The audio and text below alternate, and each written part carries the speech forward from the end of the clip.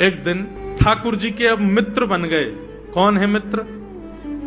मधुमंगल, श्रीदामा, तन सुखा, मन सुखा, धन सुखा, सुबल, ये ठाकुर जी के मित्र हैं।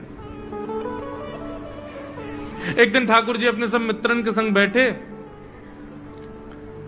और मित्रों के संग बैठे हुए ठाकुर जी बोले, भैया कल से हम लोग सब यज्ञ करेंगे। मधुमंगल, श्रीदामा बोले, क्यों लाला, यज्ञ क्यों करेंगे? अरे नंद बाबा रोज अग्निहोत्र करें। मैंने उनसे पूछी अग्निहोत्र करवे ते कहा होवे, तो नंद बाबा बोले, अग्निहोत्र करवे ते मन चाही वस्तु प्राप्त हो जाए, अग्निदेव प्रदान करें। ठाकुर जी के सब सखा बोले, लाला तू काहे को करेगा अग्निहोत्र? बोले अग्निहोत्र करेंगे, अग्निदेव को प्रसन्न करके कहेंगे हमारी सुंदर सी बहू आ जाए, बस हमारा ब्याह हो जाए। अग्निदेव की प्रतीक्षा करें, अग्निदेव को प्रतिष्ठान करेंगे। सब श्रीदामा मधुमंगल 3.5 वर्ष के ठाकुर जी, सोचो 3.5 वर्ष के ठाकुर जी, सखा कितने बड़े बड़े होंगे। नेक्से से सबरे सखा बैठ गए, सूखे पत्ता इकट्ठे करके अग्नि प्रज्वलित कर ली, सूखे पत्तान को चूरो बना के आपस में बांट लियो।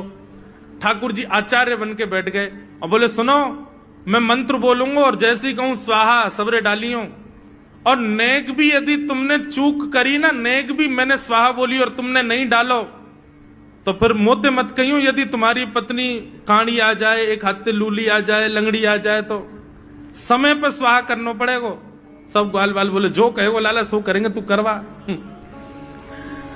ठाकुर जी ओम नम नम स्वाहा, सब स्वाहा सब एक संग डालते। हे श्रीदामा तू देरी ते डाले, देख लियो लंगड़ी आ जाएगी तेरी बहू, अग्निदेव को प्रसन्न करो।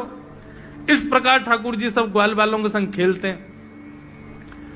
ग्वाल बाल बोले, लाला यज्ञ तो है गयो, अब ब्राह्मणन को भोजन के काजे बुलाओ, यज्ञ के बाद ब्राह्मण भोज होना चाहिए।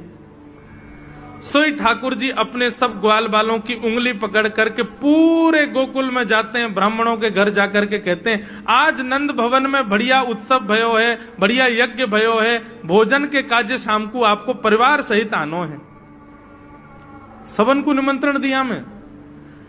अब महाराज नंद भवन से जब निमंत्रण आता है तो ब्राह्मण लोग ब्राह्मणी से कहते हैं कि आज चूल्हा मत जलाना। क्यों? अरे नंद भवन में भोजन की सूचना मिलती है तो 3 दिन से भूखे रहते हैं ब्राह्मण। क्यों? इतना खवाएंगे नंद बाबा, इतना खवाएंगी यशोदा मैया कि पेट भर जाएगा, 2 दिन तक भूख भी ना लगेगी, इतना भोजन करना पड़े।